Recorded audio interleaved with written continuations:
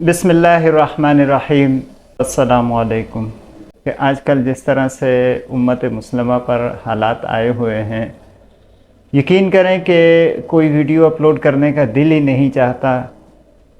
آج جو video upload کر رہا ہوں یہ بھی یہ سوچ کر کہ یار ہم کچھ کر نہیں سکتے، کم از کم اتنا کر سکتے ہیں جتنا ہمارے اختیار میں ہے، تو ہم کم از کم یہ تو کر سکتے ہیں کہ امت مسلمہ کو آنے والے حالات کی آگاہی دیں اور اس طرح کے ہم ان کو بیانات تک رسائی ان کی پہنچائیں تاکہ وہ سنیں اور اپنا زندگی کے رخ کو دین کی طرف موڑیں تاکہ کامیابی اور کامرانی ان کا مقدر ہو سکے۔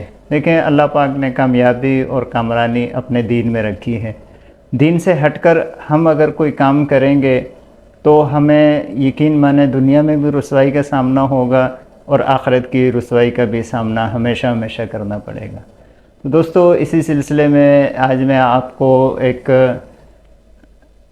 بہت ہی عظیم مذہبی اسکالر ڈاکٹر اسرار احمد صاحب مرحوم رحمۃ اللہ علیہ کی جو ایک بہت ساری یوں تو ان کی ویڈیوز ہیں، اس پر انہوں نے بہت ساری باتیں کی ہیں احادیث کی روشنی میں اور امت مسلمہ کو جھنجھوڑ کے رکھا ہے۔ تو آج ہم بھی آپ کو ایک ایسی ہی ویڈیو سنائیں گے۔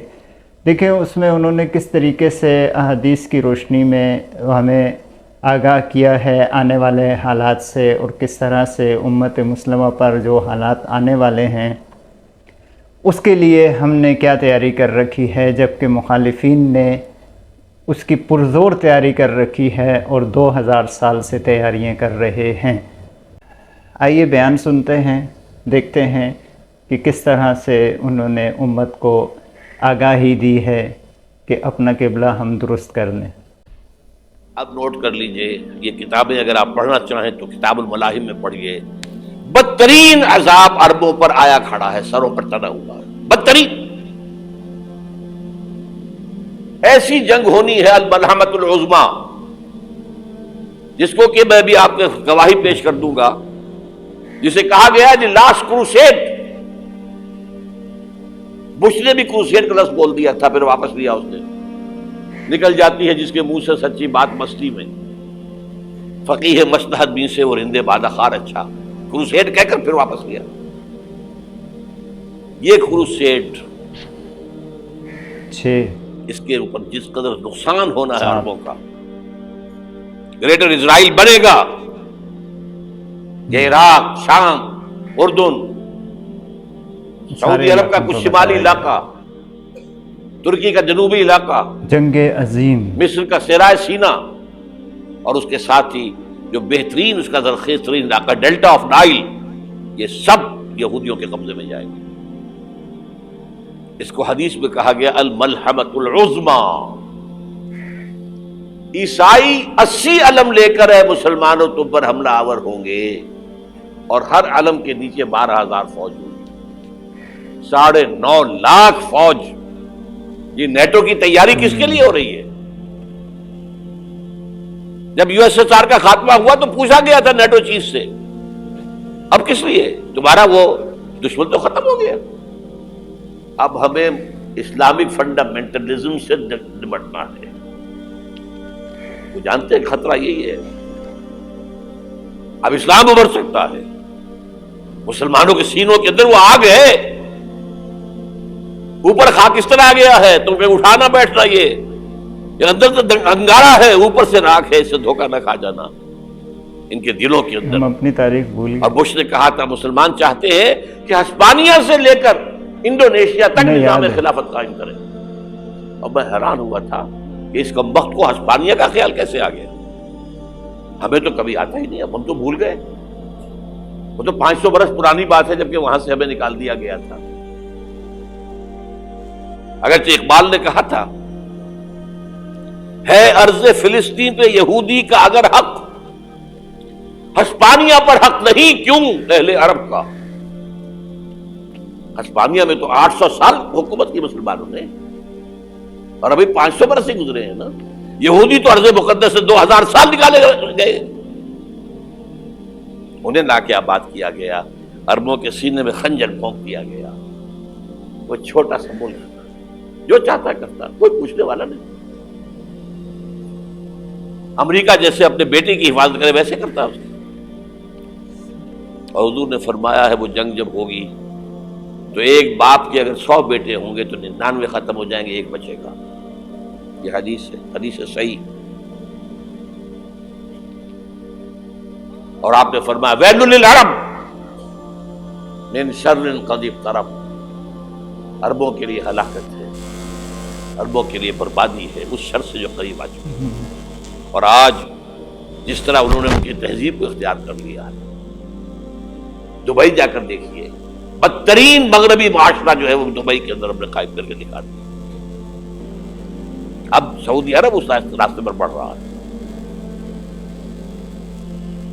اور اس کے بعد نمبر 2 پر جو ہے ہم پاکستانی ہیں.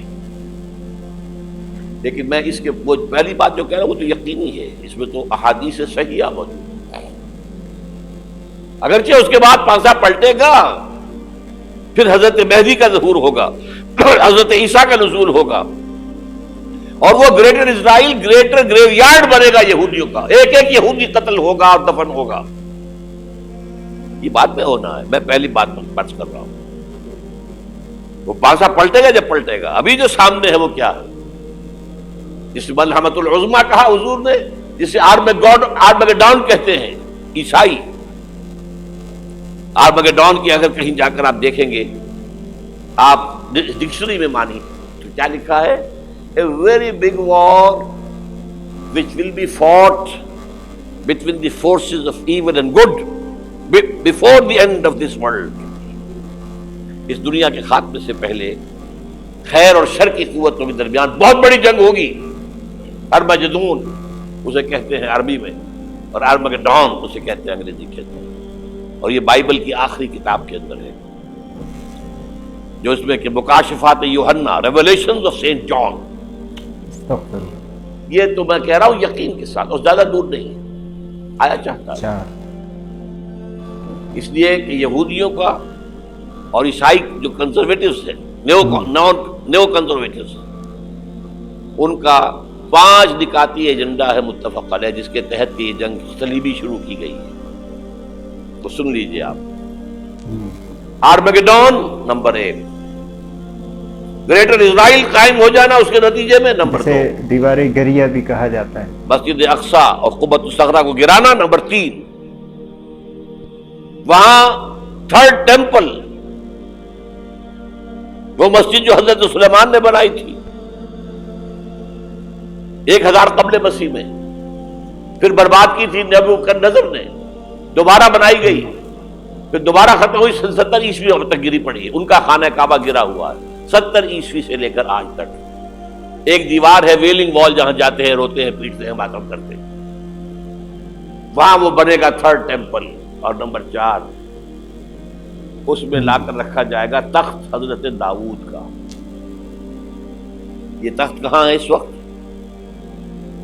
یہ لندن شریف کے اندر جو ان کی پارلیمنٹ کا جو چرچ ہے، ویسٹ منسٹر ایبے، اس میں رکھا ہوا ہے.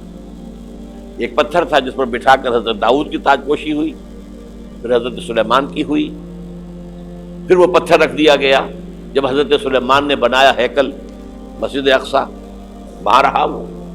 ہر بادشاہ جو تھا یہودی اسی کے اوپر بٹھا کر اس کی تاج پوشی ہوتی تھی.